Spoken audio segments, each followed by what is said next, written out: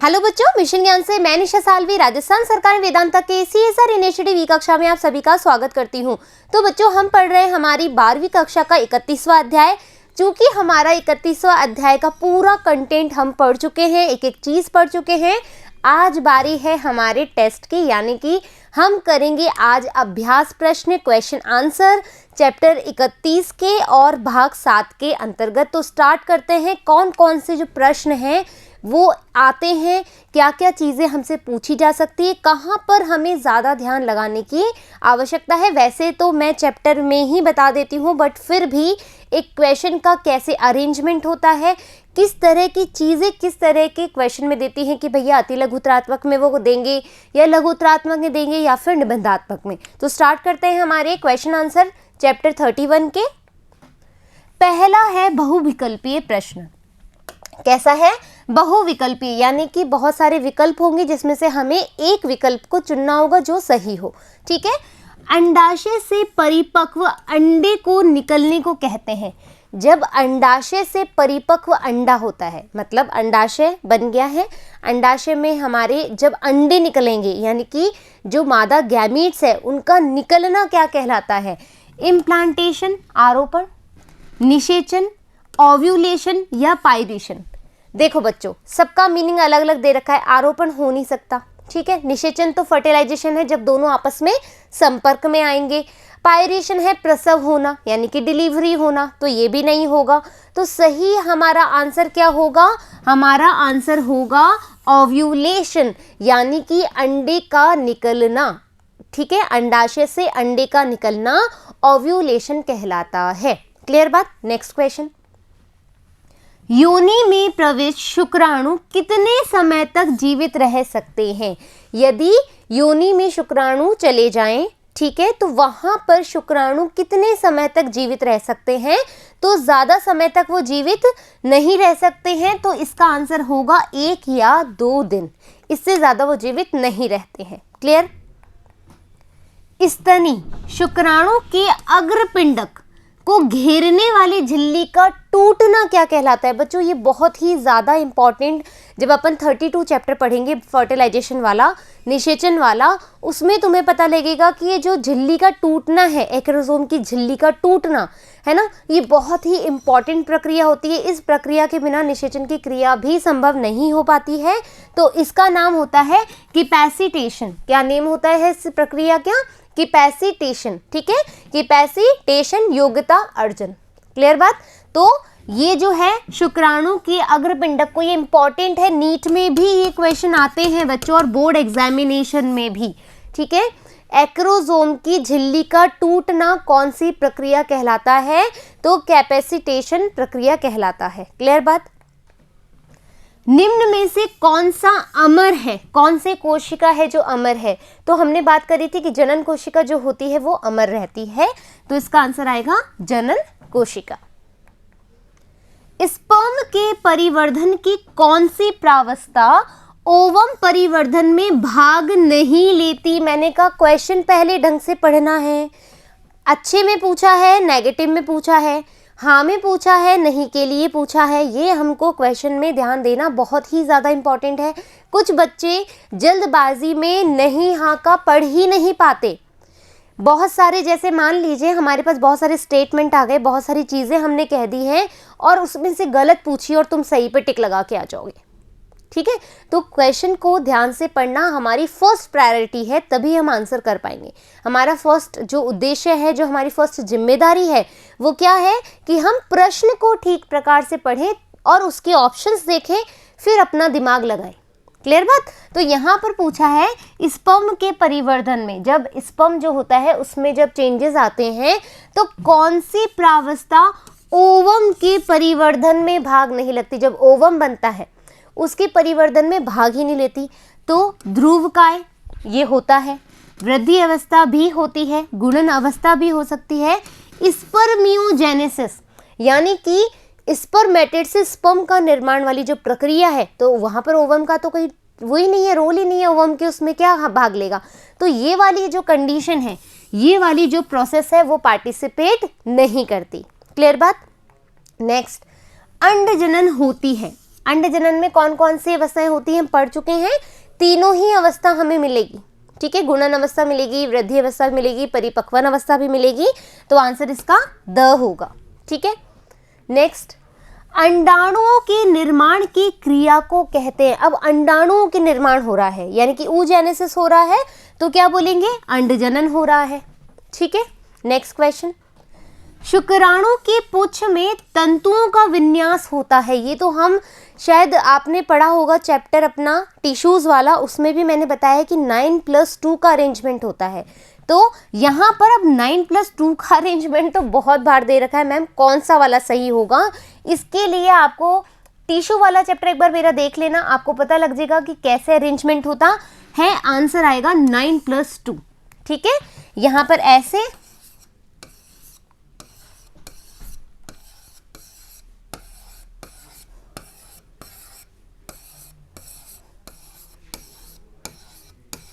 एक दो तीन चार पाँच 6 7 8 9, 1 2 3 4 5 6 7 8 9, ठीक है, 9। और ये सिंगलेट है और ये डबलेट है, तो यहाँ पर क्या होगा बच्चों, ये सिंगलेट होगी और ये डबलेट होगी। यहाँ पर मैंने थोड़ा सा क्या किया है, गलती कर दी है। यहाँ पर क्या होगा, 1 2 3 4 5 6 7 8 9, इस तरह से ये अरेंज होती है और यहाँ पर ऐसे होता है। 9+2 का अरेंजमेंट यहाँ पर आपको देखने को मिलता है, किस में, स्पर्म की पुच्छ वाले भाग में। क्लियर बात। नेक्स्ट देखेंगे अपन, किस प्रक्रिया में ध्रुवकाय बनती है। अंडजनन में हमेशा ध्रुवकाय बनेगी, याद रखिएगा, ठीक है। नेक्स्ट है हमारा, अंडजनन में एक प्राथमिक oocyte से कितने अंडाणु बनते हैं। जो प्राइमरी फॉलिकल होती है उससे कितने अंडाणु बनेंगे, एक बनेगा। और कितने बनेंगे, ठीक है। नेक्स्ट, अति लघुत्रात्मक प्रश्न। अब आए हमारे अति लघुत्रात्मक, यानी कि जो हम 1 या 2 लाइन में आंसरिंग करते हैं। अपरास्तनी प्लेसेंटल मैमल में अंडे जो पीतक कैसे होते हैं, ये हमने उस समय भी बताया था जब मैंने आपको ये पढ़ाया था कि अपीतकी होते हैं, अलेसिथल होते हैं। कैसे होते हैं, अपीतकी अलेसिथल प्रकार के होते हैं, ठीक है। नेक्स्ट क्वेश्चन, निषेचन के समय शुक्राणु का कौन सा भाग अंडाणु के संपर्क में आता है। डेफिनेटली एक्रोसोम, ठीक है, ये बात कर चुके हैं अपन। एक्रोसोम जो होता है वो ही जो पैलिसेडा होती है उसको भेद करता है और अंडाणु में जाकर के संपर्क में आता है, तो acrosome it's a right answer of this question. शुक्राणु के मध्य भाग के निर्माण में कौन से सहायक कोशिकांग होते हैं। शुक्राणु के मध्य भाग के, ठीक है, निर्माण में कौन से कोशिकांग होते हैं। अब कोशिकांग हमें बताने कौन कौन से होंगे, तो आपको पता था माइटोकॉन्ड्रिया बेसल बॉडी में होता है, क्यों, क्योंकि एनर्जी प्रोवाइड करता है।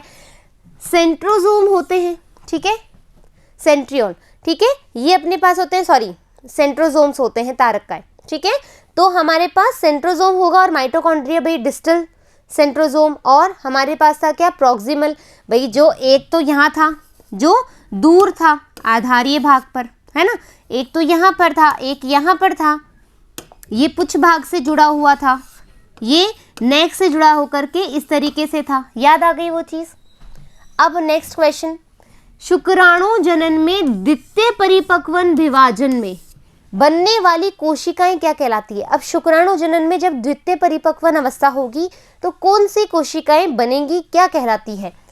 शुक्राणु जनन में द्वितीय परिपक्वन विभाजन में, यानी कि क्या हो रहा था, अपना अर्धसूत्री विभाजन हो रहा था, उस समय कौन सी कोशिकाएं बनी थी, हमारी स्पर्मेटेड यानी कि पूर्व शुक्राणु कोशिकाएं बनी थी। नेक्स्ट, बारकाय किसमें पाई जाती है। बारकाय हमारी जो अंड जनन होती है या माता जो होती है उसमें पाई जाती है। अंडों की तुलना में शुक्राणु का निर्माण अधिक क्यों होता है। क्यों होता है बच्चों, देखो एक अंडाणु होगा, ठीक है, इतने सारे जो शुक्राणु है ना, इतने सारे जो शुक्राणु हैं। अब आपको पता है कि सारे शुक्राणु तो इसको नहीं भेज सकते, लेकिन ये रहेगा ना कि मान लो ये आते आते यहाँ तक आते आते और ये खत्म हो जाए, नष्ट हो जाए, जब अपन निषेचन की क्रिया बढ़ेंगे, जब मैं आपको बताऊंगी कि एक्चुअल में ऐसा क्यों होता है ना। मान लीजिए ये भी नष्ट हो जाए, तो यदि बहुत सारे शुक्राणु नहीं होंगे तो निषेचन की क्रिया पर असर पड़ेगा, संभावनाएं कम हो जाएगी। और शुक्राणु अधिक होंगे तो हाँ, अपन को पता है कि भैया 2 मर गए, 5 मर गए, कोई ना कोई तो इसको भेदेगा ही भेदेगा, हाँ है ना। तो यही रीजन है कि शुक्राणु का निर्माण है वो अंडाणुओं से हमेशा ज्यादा होता है, ताकि निषेचन की क्रिया, जो निषेचन की संभावना है वो अधिक से अधिक हो जाए। क्लियर बात। नेक्स्ट क्वेश्चन, अंडे की सतह पर पाए जाने वाले हॉर्मोन्स का नाम लिखिए।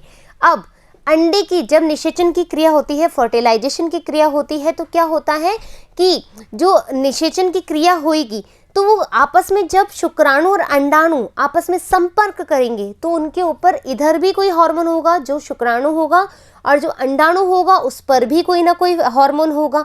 तो उस हार्मोन का नाम हमें बताना है, तो उस हार्मोन का नाम है फर्टिलाइजिन, और शुक्राणु पे होता है एंटी फर्टिलाइजिन। ठीक है, ये दोनों हार्मोन जो है आपस में कार्य करते हैं संपर्क में आने के लिए। नेक्स्ट है लघुत्रात्मक प्रश्न। अब क्या है हमारे लघुत्रात्मक प्रश्न है। ये प्रश्न जो है मैं आपको बहुत ही कम समझाऊंगी, क्यों, क्योंकि हम चैप्टर में बहुत ही विस्तार से समझ चुके हैं। मनुष्य में शुक्राणु की रचना का वर्णन कीजिए। वही हमें क्या बताना है, हेड पार्ट, ठीक है, फिर इसका बेसल बॉडी और इसके पुच्छ भाग में क्या क्या चीजें होती हैं। ठीक है, ये शीर्ष वाला भाग हो गया, ये अपन पढ़ चुके हैं। मध्यकंड हो चुका है, ये भी हम पढ़ चुके हैं। और ये आएगा हमारा पुच्छ वाला भाग। नेक्स्ट है हमारा सेम टू सेम वही चीज है जो अपन पढ़ चुके हैं। एक्रोसोम निर्माण का वर्णन कीजिए। अब देखो, जो अभी अपन ने पढ़ा उसी में से एक और क्वेश्चन निकाल दिया इन्होंने कि एक्रोसोम का वही गोल्जी बॉडी अंदर जाएगी, वो जैसे ये गोल्जी बॉडी था, ठीक है, ये यहाँ पर एक्रोसोम होगा, फिर ये इसके अंदर आता जाएगा, ये भी इसके अंदर आती जाएगी, हाँ या ना। ये संरचना याद आ रही है? अभी नहीं है तो देख लो, यहाँ पर आएगा अभी। ठीक है, देखो अब एक्रोसोमल कण आ गए। जब बहुत सारे कण होते हैं, रिक्तिका आपस में फैल जाती है ना, फिर एक ही एक्रोसोमल कण बच जाता है, फिर वो न्यूक्लियस से समीपस्थ जाकर के फ्यूजन करता है, फिर वो न्यूक्लियस के साथ जाकर के जुड़ जाता है, फिर ऐसी शेप आ जाती है और यहाँ पर केंद्रक आ जाता है और इस तरीके से ये शेप बन जाती है। याद आ रही है? वही चीज हमें बतानी है। युग्मक जनन की 3 प्रावस्थाओं के बारे में बताने हैं। गुणन अवस्था है ना, वृद्धि अवस्था और क्या कहते हैं, परिपक्वन अवस्था। ठीक है, परिपक्वन अवस्था। फिर है हमारा निबंधात्मक प्रश्न कि कैसे कैसे अब बड़े क्वेश्चन में क्या डालें। अंडाणु जनन की वृद्धि अवस्था का वर्णन करो। ये अपन ने बहुत अच्छे से किया है, डायग्राम समझ के किया है, तो आपको बहुत अच्छे से बताना है कि कैसे प्राइमरी फॉलिकल बना, प्राइमरी फॉलिकल से सेकेंडरी फॉलिकल, फिर टर्शरी फॉलिकल यानी कि द्वितीयक जो पुटिका बनी, फिर हमारी तृतीयक जो बनी oocyte बनना, ये सब चीज़ें हमें इसमें बताना है। ठीक है, 1 मिनट, ये देखो इसने क्या लिखा है इसके अंदर, वृद्धि अवस्था, oocyte की वृद्धि फॉलिकल से होती है। स्टार्टिंग से सब चीज़ें बताइए। ठीक है, उसके आयतन में वृद्धि हो रही है, गुणसूत्र कैसे पाए जा रहे हैं, योग का संगठन क्या है, विटेलोजेनेसिस क्या होता है, शुक्राणु जनन का सचित्र वर्णन करो। अब अपन को क्या बताना है, स्पर्मेटोजेनेसिस के बारे में बताना है, तो वही चीज़ आ जाएगी। यहाँ पर अपन क्या करेंगे, सारी कोशिकाएं लिखेंगे कि कैसे आया था। जो मैंने आपको डायग्राम समझाया था वो आप यहाँ पर मेंशन कर सकते हैं आराम से। ये देखो इस तरीके से, ठीक है, सारी अवस्थाएं आई जाएगी। अब आएगा हमारा एक्रोसोम के बारे में। ये देखो एक्रोसोम का जो निर्माण है उसमें भी आप ये डायग्राम इनपुट कर सकते हो। ठीक है, कि भाई गोल्जी बॉडी थी, एक्रोसोम था, फिर ये आकर के आपस में धस गए, फिर इस तरह से एक टोपी बना ली। ठीक है, फिर है हमारा नेक्स्ट क्वेश्चन। इनको पढ़ाने में मेरे को कोई भी इंटरेस्ट नहीं आता, सही बताऊं तो।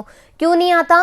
क्योंकि ये सारे क्वेश्चंस अपन ऑलरेडी पढ़ चुके हैं। शुक्राणु में रूपांतरण अपन ने देख लिया, स्पर्मेटोलियोसिस, बहुत अच्छे से अपन ने एक एक चीज़ यहाँ पर पढ़ी है, ये सब इसके अंदर आएगा। शुक्राणु जनन तथा अंडाणु जनन का आरेखीय चित्र बनाइए, जो आपकी बुक में लास्ट में है, ये वाला। ठीक है, फिर नेक्स्ट क्वेश्चन है अंडाणु जनन व शुक्राणु जनन में अंतर बताइए। ये आपको बताना है कि आप बताएंगे कि जो अंड जनन है और शुक्राणु जनन है उसमें क्या क्या अंतर है। तो यह क्रिया मादा जननांग अंडाशय में होती है, शुक्राणु जनन में यह क्रिया नर जननांग और टेस्टिस वृषणों में होती है।